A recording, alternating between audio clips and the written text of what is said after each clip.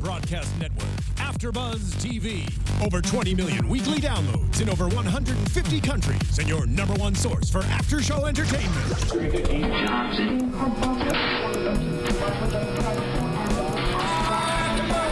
AfterBuzz TV, the destination for TV superfans, producing after-shows for over 300 of your favorite TV shows, interviewing celebrities and showrunners, and bringing you behind-the-scenes exclusives. All thanks to E! Entertainment's Maria Menounos, producer Kevin Undergaro, and internet leader Akamai. Now, let the buzz begin!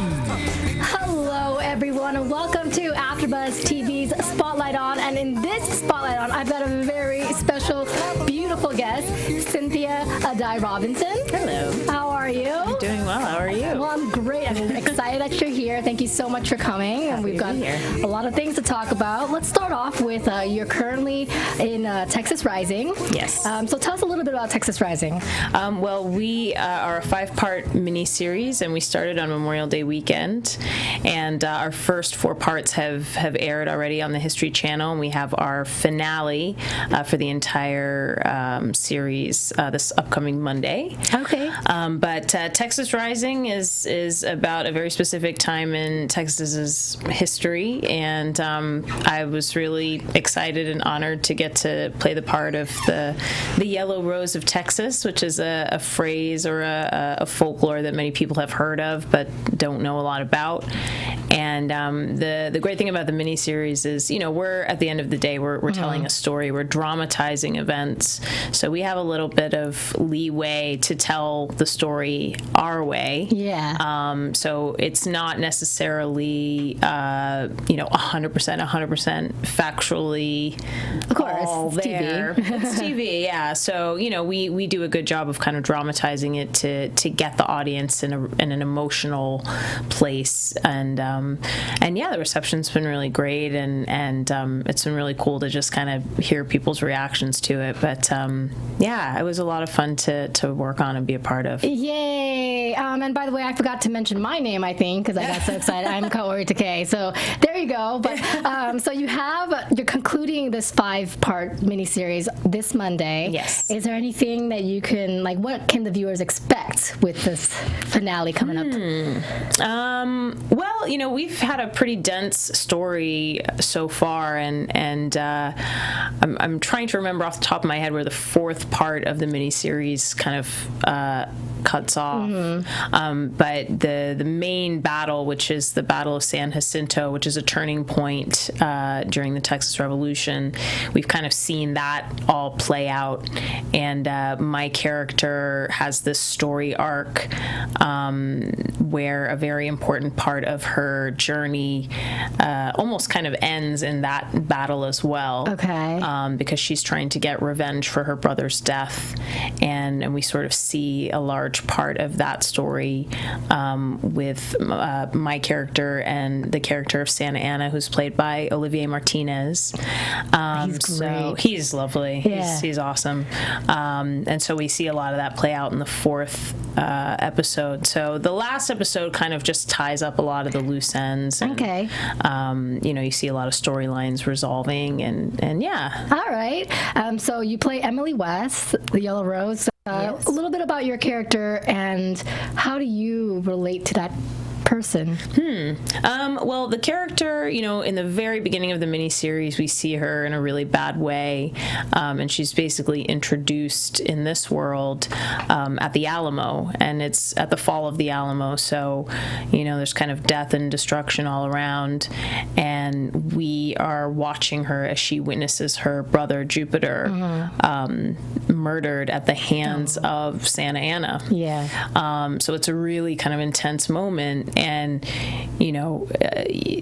I remember when we shot it, it's a very sort of broken down version of this woman, and over the course of the miniseries you really see her kind of change, and so yeah, the beginning starts off pretty rough. Yeah. But this event, the murder of her brother, really is the catalyst for her whole story going forward. And so you mainly see her 2 relationships in this movie, one one with Sam Houston, who's played by Bill Paxton, and then again this not quite a relationship, but she has this dynamic with Santa Anna because she essentially infiltrates the Mexican army, so she can plot her revenge against this man who she witnessed at the Alamo order the execution of her brother. So there's a lot of kind of danger and intrigue. Sounds like fun. Yeah, it was a lot of fun. I mean, it's cool to get a role where you have all these different colors to play, and I like to think of her as a survivor, but she's also a seductress, and she's a spy,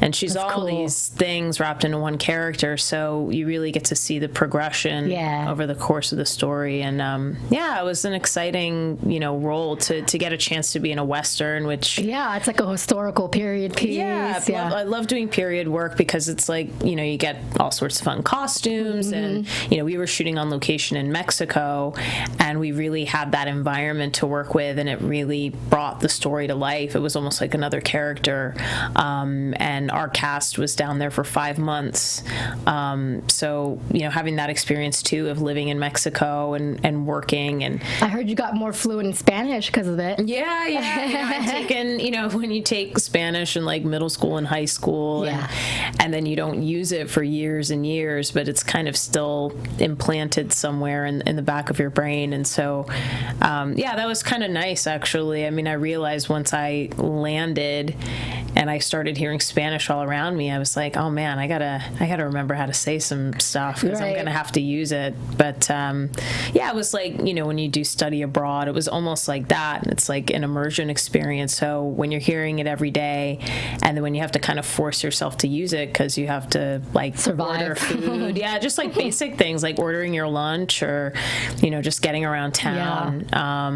It was. I mean, I enjoy stuff like that. So that's hopefully cool. Hopefully no one quizzes me because every time they're like, "Oh, let's hear some Spanish," I'm like, "You're lucky. I don't speak Spanish, so you can say anything." I'm like, "Oh, that's so good. That's so I'm cool." Like, I'm good in the moment, but on demand, it's like a little bit of pressure. Yeah, sometimes people put you on the spot. Can you say something? Yeah. What? So, you are originally from England, right? Mm-hmm. So obviously you've been to Mexico and England. What are other places you would love to travel to, and why? Oh man, I have a big travel list because I'm always just like looking for the next place, looking for the next adventure.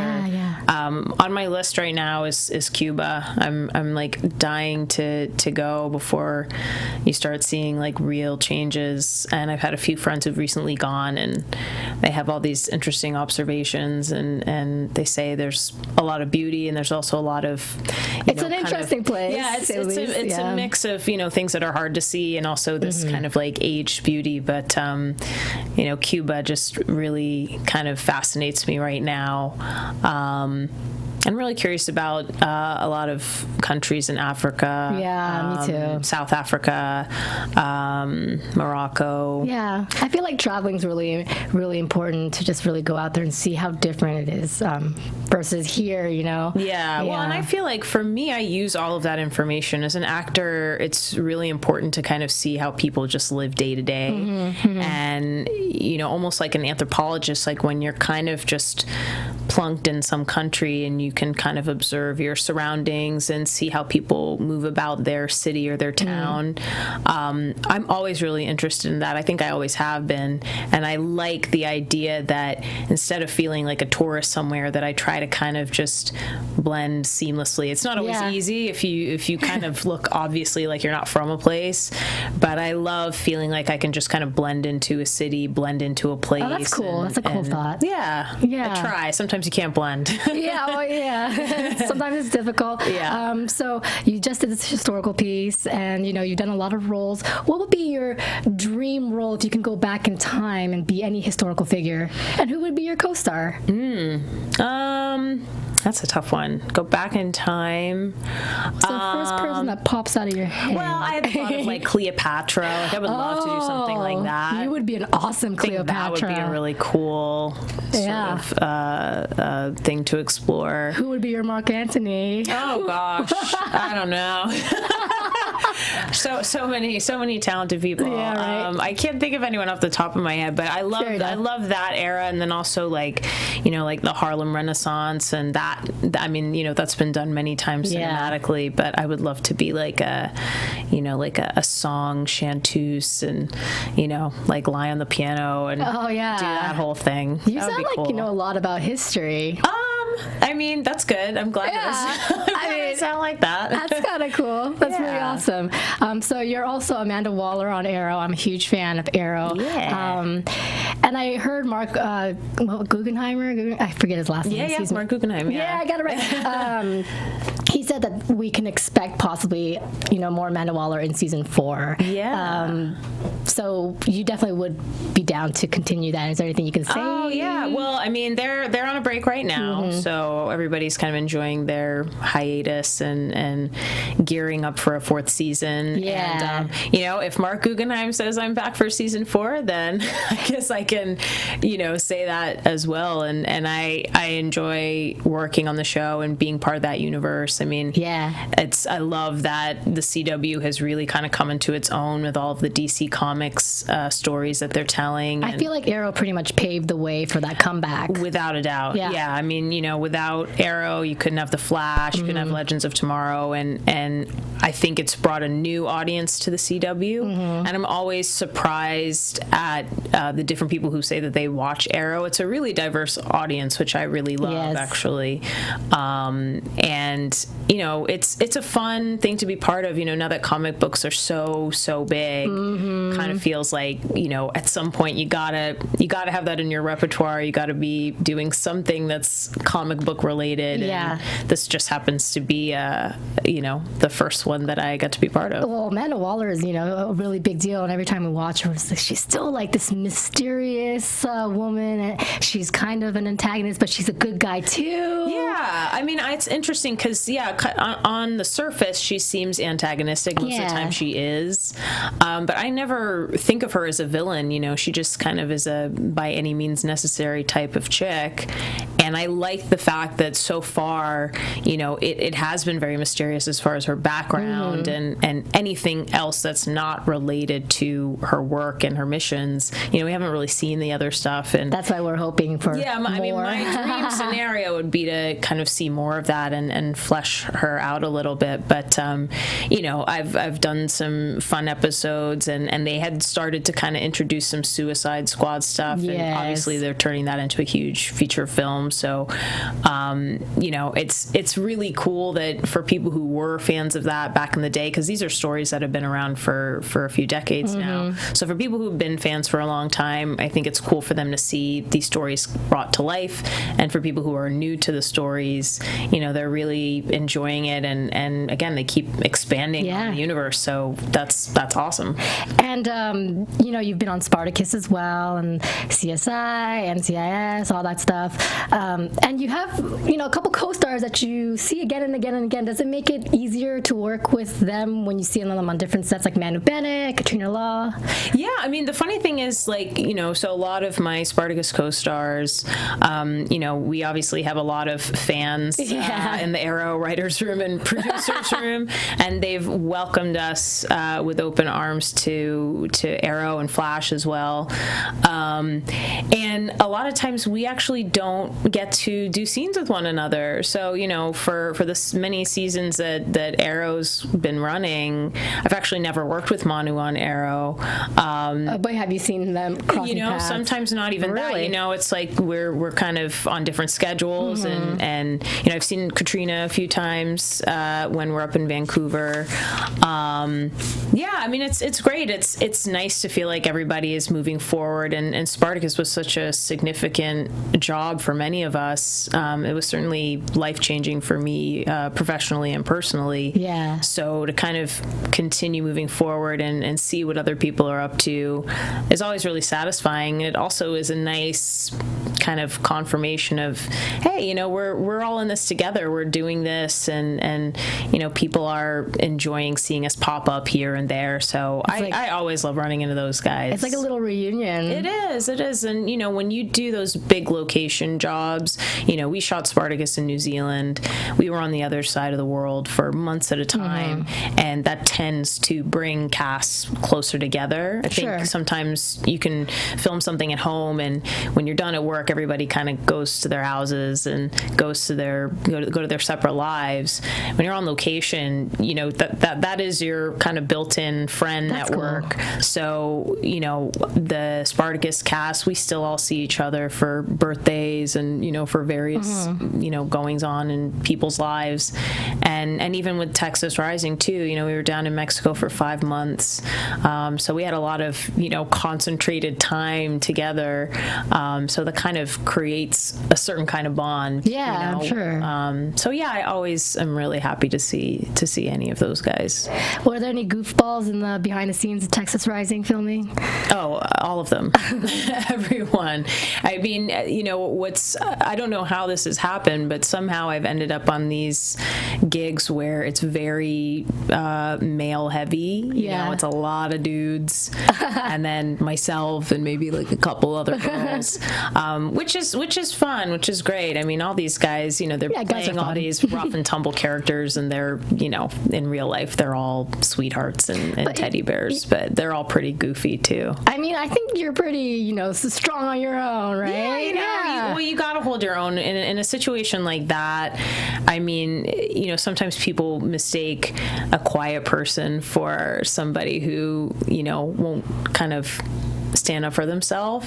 Are you saying you're quiet? I'm pretty quiet. Yeah. I mean, I am definitely more of an observer, somebody who's very like focused and concentrating, and that's just kind of, you know, I'm not really wacky, and I'm not, you know, like a big. I forget what they call it. It's like, you know, like the introvert extrovert, or you know, whatever it is. But I tend to be way more laid back, and yeah, I mean, that's just how I am and how I've always been, and I leave it to other people to kind of, you know, so you watch people. I like, you know, I kind of, which I think makes people nervous sometimes because they feel like I'm like, you know, kind of like watching for something, and I'm really not. Like, I'm just kind of taking it all in. But yeah, like the group down in Mexico they were like wonderful, and we had a lot of it was kind of like a summer camp vibe. Just That's the way fun. It was set up, you know, we all stayed in the same hotel.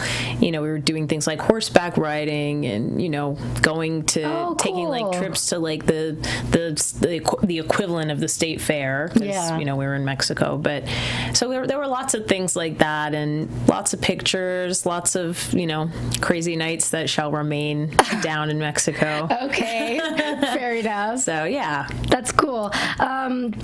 Now I'm brave. Oh, well, any other comic book heroes or antagonists that you would love to play? I mean, you know, it's interesting because, like, even though I'm working on a comic book series, I myself am not, you know, a hero, or, you know, I don't wear a costume. Sure. I don't do anything like that. Well, I definitely have memories. I mean, I'm not trying to, you know, start any rumor or say that this is happening, but, like, you know, I definitely did the, like, Wonder Woman spin in my living room. I mean, like, Hot. I think for, you know, when I was younger and there weren't many female comic book heroes or, like, really established characters, you know, you just kind of had the few. You had Wonder Woman, you had Supergirl, I mean, off the top of my head. You know, sometimes you had like some like female sidekicks. But yeah, I mean, I definitely used to watch the Linda Carter Wonder Woman. Yeah, of course. And like put, you know, aluminum foil on my wrists and like tie a blanket around my neck and spin around the living room. I had that moment. That's crazy cool. Yeah. So, you know, I mean, I like the idea of, you know, doing something in the comic book world and maybe doing something a little more physical. I mean, I did a lot of my own stunt work work on Spartacus, which was a first for me. I read that. And I really enjoyed it. I mean, I don't think I ever would have envisioned myself like getting into it like that. But did they ask you, like, did they ask you, or? You know, they got lucky because they never really, you know, when I started out on Spartacus, where my character was, I was, you know, they've kind of found me in the mud. Mm-hmm. And there was this huge arc where I eventually became a female gladiator, and then suddenly I had all these sword skills, and I was in there with the guys. But in the beginning, I mean, I remember even the description and the audition, it was all just kind of very simple. Mm-hmm. And sometimes you don't know how these roles are going to evolve. But I do remember Stephen DeKnight, the creator of the show, when I kind of had my final sit down with him before I got the job, he kind of mentioned it. It was like, you know, you're eventually gonna be a badass. You're gonna be this like gladiator. I'm like, okay, yeah, cool. Not really, you know, thinking beyond like, oh, I just really want to get this job. What an experience. Yeah, so it turned out to be this, you know, just incredible situation where I tapped into something that maybe I didn't even realize I had. You know, it's one of those things that you don't realize until you're asked to do something if you actually can do it. Mm-hmm. And you're not really like thinking about, you know, I never thought about like doing my own stunts, you know, that just seemed like no one was ever going to hire me for a part like that. So I just didn't give it much thought. But now, is that in your arsenal? And now you're like, all right, I'm going to do more stunts if I can. It's in my arsenal, but yeah, I mean, it's like there are like the true stunt people, sure, and the true actors who really have that physicality. I think I have it, and then I have, you know, great stunt people who can do like the really hard stuff, the big falls, mm-hmm, and the big kicks and jumps. But there is something to be said about it. Definitely amplifies the acting, you know, mm-hmm, when you have to put a physicality to a character. You know, when I had to run into like crowds when we would do these battle scenes in Spartacus, and you'd have your sword and you'd have to run into a sea of men. I mean, that's real, and your heart's like going for real. So there were a lot of situations like that where it was absolutely terrifying for me in the moment, but there was like this big adrenaline kick where it was like, well, you know, you kind of can't have to it. You have to fully, of course, commit at that point. And you it know? Shows. Yeah, I mean, I was really proud of that show, and it still endures. I mean, people still come up to me and say like, oh, like Spartacus, I love Spartacus, mm-hmm, and they finally put it on Netflix for a period. It actually wasn't available on Netflix, so if you hadn't seen it on Stars, it was not the easiest show to get a hold of. And then they finally added the whole series to Netflix. So I think Netflix now? Yeah, cool. As of February, I believe. So I think even now, people who, you know, hadn't gotten to the show are still just now getting to it. So I mean, I still get stopped, and people will still mention it. So I'm sure for various reasons people stop you. Yeah, it's kind of a nice feeling, you know. Like nowadays, it's like there are a couple other things that people might stop me for. So it's always kind of like funny to try and guess where someone is going to be. Right. Like, you know, what show they think I'm from, and then sometimes they're like think I'm totally someone else, which or they just think you're a pretty girl at the supermarket. I'm like, oh. All of those things are positive. Yeah, absolutely. Are there any hobbies that you have outside of acting and learning to do stunts and traveling? And I feel like I've been mentioning this a lot in interviews, so it seems like I just have this one thing, but I do genuinely love it. I do a lot of karaoke. Like, I'm a big karaoke. Oh, I heard about that. Yeah, like, I mean, that is my thing. Like, so are you a good singer, or are you a karaoke singer? I think I'm a good singer. Okay. I think I'm a good singer, and I enjoy doing karaoke with other people who really get into it. I mean, it might be the thing of, I think sometimes as a performer, I take it for granted that it is not a big stretch to, you know, get up in front of either like a room, like a private room, or like a whole bar. Yeah. And sing a song. They are very different. But I enjoy both of them, and I happen to have other friends, most of whom are actors, that I guess we're just kind of natural born performers. Like, we enjoy, not only do we enjoy it for ourselves, but there's something to be said about, there's like an energy in a room, you know, when there's an audience and people are like into it. Yeah, like being positive and rooting you on. like I like that. I mean, sometimes people are like, oh my God, karaoke, but like, you know, I don't sing, I can't sing. And it's like, well, that's not really the point. The point is just to kind of like have this moment. I think of it almost like telling a story, you know. What's your karaoke go-to song? That's the thing. I don't really have like a go-to. Like, I mean, I have like, I don't want to like brag, and I also don't want to overstate it, but I almost have like encyclopedic knowledge of like a lot of random obscure music. And so a lot of times me and my friends will go to, you know, wherever, we'll get the karaoke book out, we'll flip through, and it's totally like, what am I in the mood to sing? That's cool. And then we'll like jump in on harmony, we'll do duets. Oh, I mean, wow. this is like, you know, it's a little excessive. It got real. Yeah, And I probably, I think for like any friend that was like, yeah, I'll come along, like if they weren't at that level, they would probably be freaked out and be like, oh my God, this is too much. But yeah, I think, you know, when I started out in theater, like my first interest in theater and acting, all of that was musical theater. You know, in school I would do like the musicals, like the Spring musical, and then I started really getting into it, and I would go to the library and I would check out like soundtracks to musicals. And so for the longest time I thought I wanted to do Broadway and sort of go on that path. You still can. It still can. That's true. It's never too late. Yeah. Which is. I mean, I think I would be like terrified to do it for a Broadway audience, but I also think it would be a great challenge, and it is something that I enjoy very much. I mean, music is a very, very big part of my life. Even though I don't do the music part professionally, I have music going constantly in my car. You know, first thing in the morning, radio's on. I'm singing all the time. I'm singing in my car every day. So when I really sit and think about it, it really is actually like a very important part of my life, and also informs a lot of my acting too. I think a lot of my acting work, I do end up using a lot of music, listening to music, and kind of evoking whatever the mood or you know, emotion is from that. It sounds like music is really important to you. It is, yeah. That's cool. Have you ever thought about making an album? I mean, you're like, I'm going to make an album. Yeah. I think it's something like fun to do, to challenge myself, you know, because I really have a lot of respect for musicians, because it is very vulnerable to perform music. I'm sure somebody would say the same thing about it's vulnerable to be in front of a camera and you know.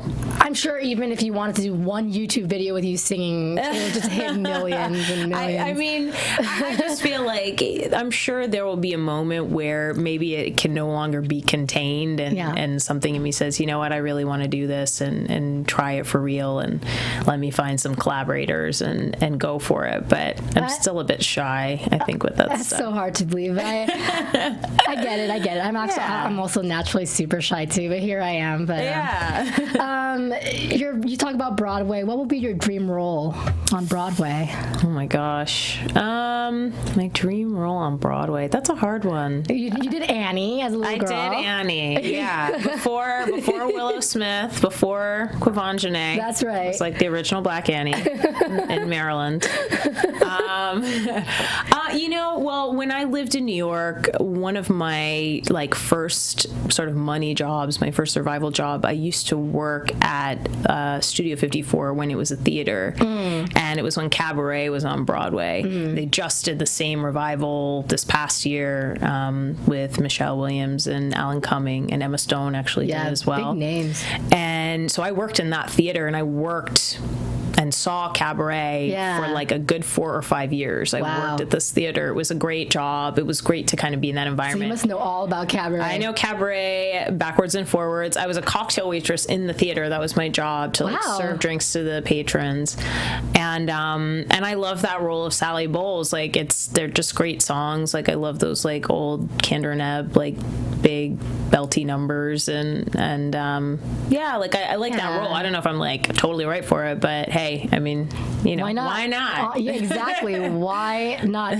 So before we go, I also read that you recently joined Instagram, and something along the lines that Instagram's nicer. What do you mean by nicer than Twitter? I think think, I mean, you know, I've been on Twitter longer than I've been on Instagram. I joined Twitter, I think, during maybe it was right after the first season of Spartacus. Okay. I was really hesitant just because I thought, well, you know, I don't know if I have like all that much to say, but it seems like this is what people are doing now. People want to hear you talk. Yeah, so it's like, all right, well, let's try it. And it just so happened that the show that I was working on, Spartacus, is a really intense show, really aggressive, a lot of heightened violence and sexuality and all of these things, which I think for the fan base, they really love all that stuff.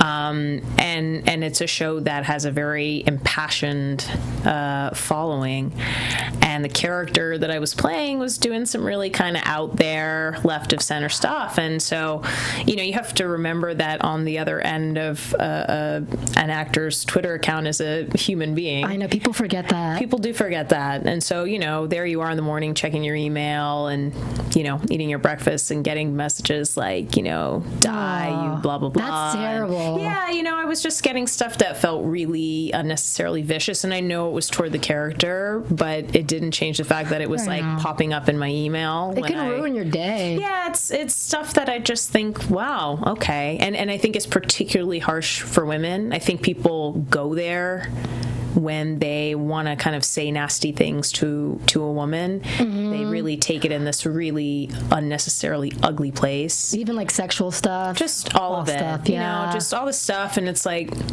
that was my introduction to Twitter. That was like the early days. It's gotten better, I'm sure. Yeah, now it's you know, mostly positive. But again, you know, I think it's potentially a trap by the way. It can be a trap as an actor to hear nothing but praise and hear you're the best, we love you, everything you're doing is amazing. And it can also be a mental trap to hear put downs and so for me it's about kind of finding the balance, or been trying to find that balance, because it's a great platform and it's a great way to reach a lot of people, and I know people are curious to hear, you know, what I'm up to. Oh yeah. So I try to do it in a way that's healthy for me, and so sometimes that means like I'm off for a little bit because I'm working or because I'm living my life. I mean, I can't be on it like 24/7, but at least you know that it's actually me. And you're enjoying Instagram. Instagram is fun because, you know, that's visual. You know, I feel like that kind of slice of life thing, people seeing like your interests and the places you're traveling, that part I actually enjoy, sharing the kind of visual part of it.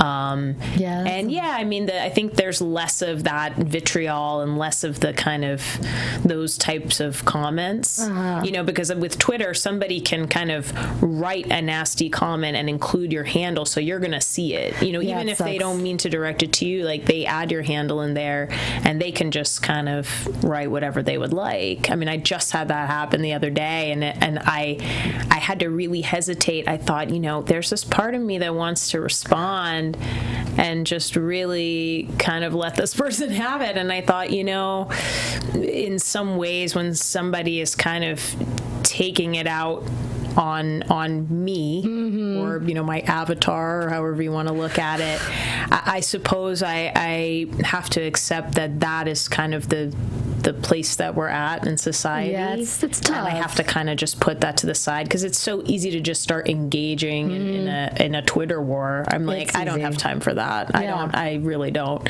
So Instagram is just like lighter and happier, and I don't think people are really on there in that same way, especially because, you know, again, if it's image based, if your face is on there, I think you're less inclined to kind of be a troll. You know, Twitter, you can kind of hide, and it's less about, you know, who you visually are. And Instagram, you kind of have to, I mean, you don't have to show yourself necessarily, but I think because people tend to have more pictures of themselves, they're less likely to be trolling and saying disgusting things.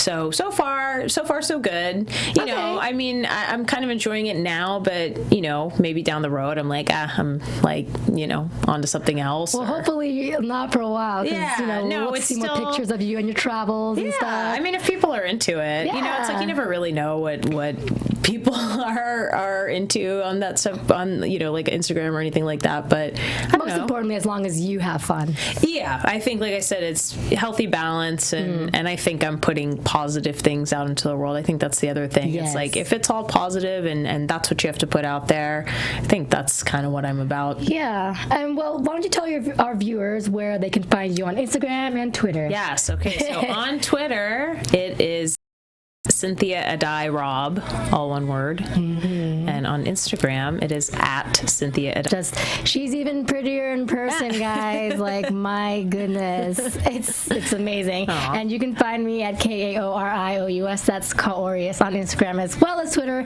Be nice to us, guys. Yes, please. Yes, and thank you so much. And congratulations with all your successes. Thank you. You guys be sure to tune into Texas Rising's final episode this coming Monday on History. All right, thank you. From executive producers Maria Menounos, Kevin Undergaro, Phil Svitek, and the entire AfterBuzz TV staff, we would like to thank you for listening to the AfterBuzz TV network. To watch or listen to other after shows and post comments or questions, be sure to visit AfterBuzzTV.com. I'm Sir Richard Wentworth, and this has been a presentation of AfterBuzz TV. The views expressed herein are those of the hosts only and do not necessarily reflect the views of AfterBuzz TV or its owners or principals.